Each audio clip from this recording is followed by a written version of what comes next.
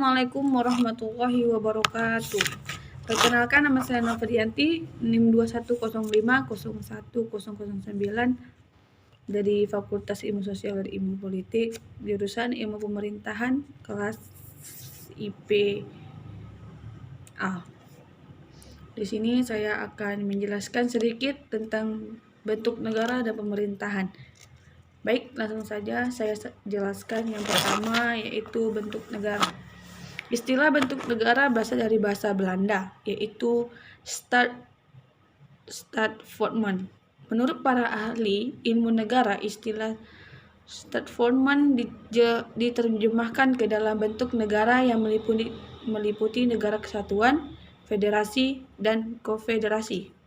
Jika dilihat dari bentuk negara yang berlaku umum di dunia, maka bentuk negara secara umum dibagi menjadi dua, yaitu satu, kesatuan merupakan bentuk negara yang sifatnya tunggal dan tidak tersusun dari beberapa negara yang memiliki kedaulatan, tidak terbagi, dan kewenangannya berada pada pemerintah pusat.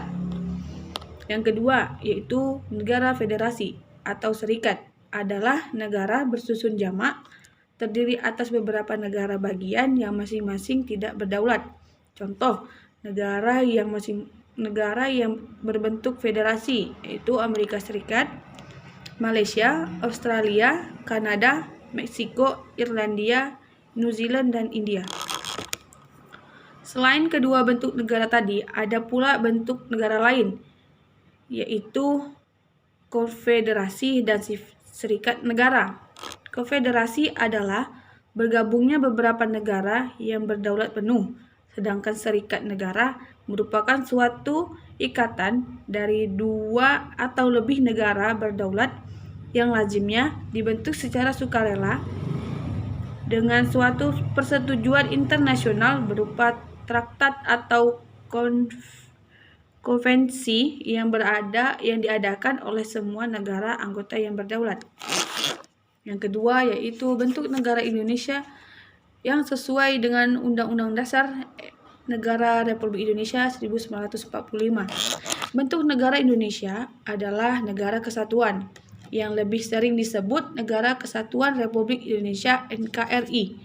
Pernyataan yang secara tegas menyatakan bahwa Indonesia adalah negara kesatuan tertuang dalam Undang-Undang Dasar 1945 pasal 1 yang berbunyi negara Indonesia ialah negara kesatuan yang berbentuk republik.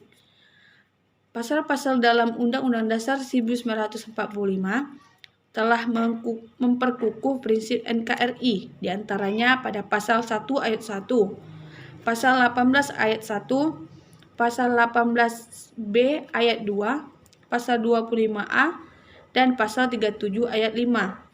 Selain itu, wujud negara kesatuan tersebut semakin diperkuat setelah dilakukan perubahan atas Undang-Undang Dasar 1945.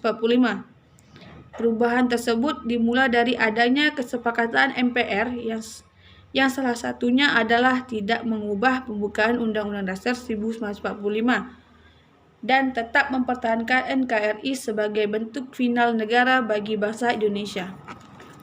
Dan yang ketiga, itu bentuk pemerintahan.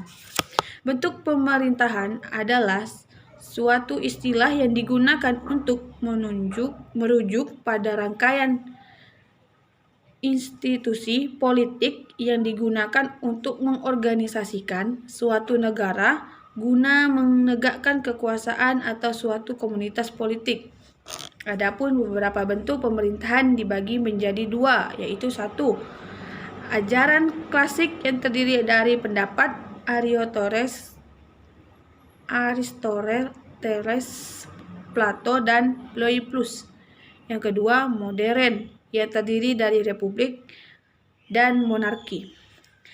Monarki dibedakan menjadi tiga, yaitu satu, monarki absolut, yang kedua monarki konstitusional, dan ketiga monarki parlementer.